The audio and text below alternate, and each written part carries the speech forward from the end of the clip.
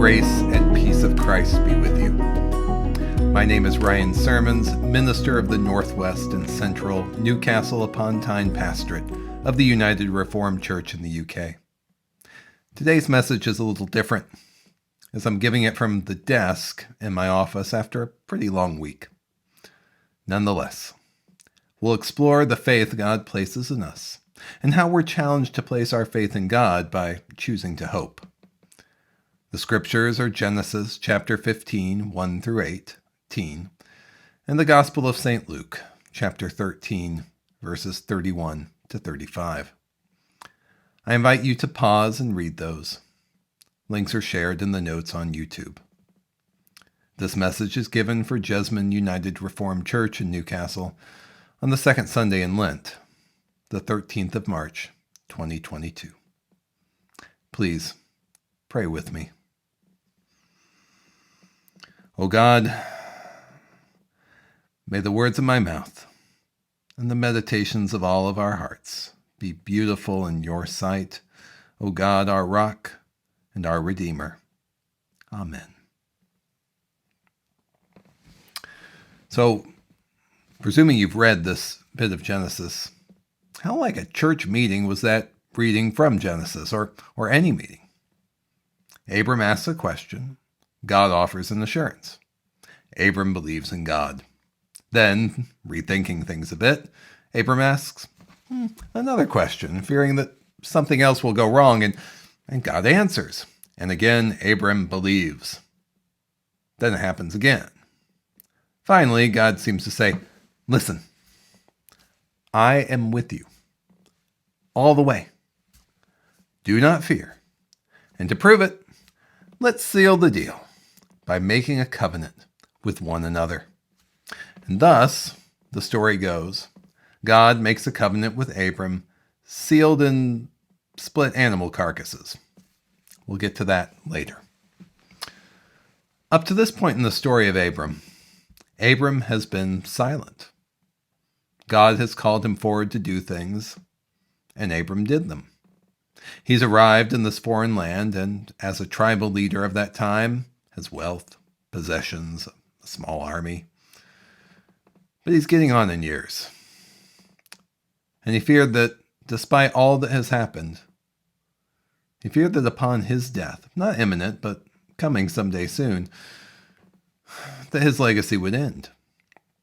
And this, more than anything else, terrified him. So much so that the opening of this conversation was, do not be afraid. God knew Abram's fears, the fears of all us mortals, a fear greater than the loss of riches, titles, honors, position. It's the loss of our legacy. An end in which no one remembers or cares for who we were, a meaninglessness for all of what and who we were and have been. This fear was a root of many other fears. John Calvin wrote about how Abram feared the envy of other tribes. He feared the destruction of everything he had. He feared loss of riches. He had followed God into this land, and he had gained no small measure of success, but he was seeking guarantees from God that he would retain, if not amplify, these possessions, wealth, title, and most importantly, a guarantee that his legacy would continue. It might all seem a little vain if it weren't something we all feel. Why do we love our own children more than others? Because they carry us forward, even if each child, every child, is equally precious in God's sight. Yet we cannot forget that Abram is the model, not the paragon, of faith. He doubts. He questions. He hesitates. And again he is told, do not be afraid. He is representative of us and our fears, questions, and doubts. He is seeking absolute assurance that everything will be well. And God grants it. God makes with him a covenant. Now, cloven animal halves might seem very weird to us. But in the ancient Near Eastern traditions, a covenant was marked by the seemingly gory display as a way to say that should either party break the covenant, both parties would wind up cloven in half like those animals, unable to function, distraught, and destroyed. It's a relational covenant that acknowledges that each party needs the other, that God needs Abram, and Abram needs God. That makes this extraordinary. God is literally cutting a covenant with Abram, a mortal person who we know by now is fallible, in a manner which suggests that both will be cloven in two should either break the covenant. What does that mean then for God? That God would be cloven in two should Abram break the covenant? Well, sort of. And such was the weight of Abram's faith that to break a covenant was to harm oneself as much as the other. And even more extraordinary is that God shows Abram the stars in the sky to signify that the covenant will not end with Abram. It will continue through him to all who come after him, an eternity. And as a sign of hope, flames move between the symbols of the covenant in the night, signifying that even in the darkness, even when we're not sure of the way ahead, God is with us. God will not lose sight of the covenant, and neither should we. The phrase Jesus uses most in the Gospels is, "Do not be afraid." It bears repeating time and again, but fear is a real part of what it means to be human. The challenges we have to face are significant, real, and raising a child in a world where we are hyper-aware of every single thing out there is, yes, somewhat terrifying. Jesus was not immune to that fear. And people feared for him, even the Pharisees, with whom he sparred on a regular basis. Yet the Pharisees were no friend to Herod, the puppet king of Judea, whose power derived from the occupying Roman Empire and not from fellow Jews. And while they might have disagreed with many of Jesus' tactics, they understood that his goal was similar to theirs, to restore something of the authentic faith back in their community. And so, when Jesus' life is being threatened by Herod's henchmen, they, the Pharisees, feared for him and warned him to go and hide. But what sort of bearer of fearlessness would Jesus be if he, too, cowered in fear? His response?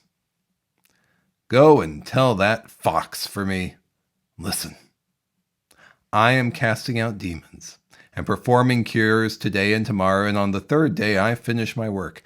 Yet today, tomorrow, and the next day I must be on my way, because it is impossible for a prophet to be killed outside of Jerusalem." It's a cryptic statement that most theologians believe is word for word something Jesus said. To call Herod a, quote, fox is to mock him, for a fox is clever but has no real power. He doesn't even have time to visit Herod and say it for himself. He deputizes the worried Pharisees to be his messengers and said, "Go and tell that fox." The, quote, days are metaphors for his time with us. 2 days of focusing on removing the ills of society, the demons, and curing people of what keeps them from a fullness of life. Hear this, church. Jesus' ministry was not one of preaching and worship, but of action in the streets and homes of the people around him. And on the third day, his work is finished by his death. A resonance with that Good Friday line, "It is finished." That death, which Herod threatens him with, doesn't frighten Jesus. Herod is, or was, operating from a place of fear, afraid that Jesus might undermine his authority. Jesus' confidence is his faith in God, holding fast to that covenant which God had promised with Abram long, long ago. As for the line about Jerusalem, Jerusalem was the center of power, the representative city of the people of God. Like all centers of power, it rejected and challenged anyone who questioned its power and legitimacy, even and especially if it was corrupt. Yet it was also loved. To say, Jerusalem, Jerusalem. Such was a way of expressing a deep love for the place, the temple, the faith. So yes, Jesus was fine more or less to go about healing and changing things in the unimportant hinterlands. But to go straight at the center of power was to invite death. And it would be there, with his ministry offering a direct challenge to the power of an earthly ruler and misguided priests, redirecting faith back to where it should be, on the poor, the beggarly, the destitute, the ones without, that Jesus would die. His work on earth seemingly finished the third day. And this is how most stories go of those who confront corrupt power at its seat, trying to refocus on those who are outcast from the structures of power. They die. And everyone is afraid again after that fleeting moment of hope. And we're conditioned to it again and again and again that failure and death will follow those moments of hope. The majority of political scientists have already determined that those brave people in Ukraine will ultimately fail. Power of the world makes the calculation clear, even if the Russian cost is far higher than what it might have initially been calculated. Freedom movements across the world have failed to turn things around. Such is the way of the world. The Pharisees knew it when they warned Jesus to run away. And no doubt those disciples were nodding their heads in agreement. What good would their movement be if Jesus were to die? And it's why Abram's doubts are not so dissimilar to our reactions to the challenges facing us. Being disappointed to the point of hopelessness is the human experience. Abram was no stranger to that. It's why we raise questions when something comes up. We're skeptical of a sure bet. We're skeptical that God is truly with us. We're skeptical that something will actually work. And we poke holes into it until we're confident it's as failed as we thought it was in the first place. Thus, our cynicism is confirmed and grows. And cynicism is no friend of faith or faithfulness. But when Jesus is faced with the real threat of death, he chooses hope. I've said it before, quoting the liberation theologian Miguel de la Torre. Hope is not a feeling such as, I hope it will rain. Hope is a choice. So when we are faced with a challenge, whether that be in a church council meeting, a household or neighborhood gathering, or something more profound, what would it look like if we approach the challenge from a position of hope because we, as disciples of Jesus, choose hope? What if our work was to always try and figure out how something might succeed? Not empty positive thinking, but hopeful thinking about what God might be doing here and how to make it work. God entered into a covenant with Abram, signaling that if the covenant was broken, it would lead to the very rending of God, creation itself. God wanted Abram to always choose hope, even in the bleakest of scenarios. Jesus again showed what that was like. Go and tell that fox that I'm busy dispensing hope around here. God hasn't given up on these people. God is still here, living out the covenant. You so-called ruler, you chose to spare Herod, and you can see how it's hurt the people all around ever since. Death is not the end for Jesus. The disciples and Pharisees who feared for Jesus' death forgot that God is stronger than death. Their hope ended at death. God's ancient covenant shines forth in the resurrection. In choosing hope, we are choosing the life of life, the vitality of human living, and a refusal to let our cynicism and negativity be the end. Because we're going to need hope, friends. We have some real challenges ahead. There are 2.5 million refugees from a war. There already are refugees from Syria and Afghanistan who we know we are called to journey alongside. And as I walked from this church on Friday, I wound up having a lively conversation with people experiencing homelessness going into a cold night. And sure, we can say to the preacher, we can't possibly solve every problem. No, we cannot. God can. But to hear the call, we must choose hope. It will help us discern what is ours to do and provide us with the relational network alongside others who are called to do good and holy work. Yes, we may fear for our legacy.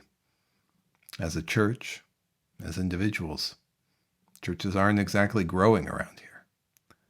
But the impact of our ministry just might be growing.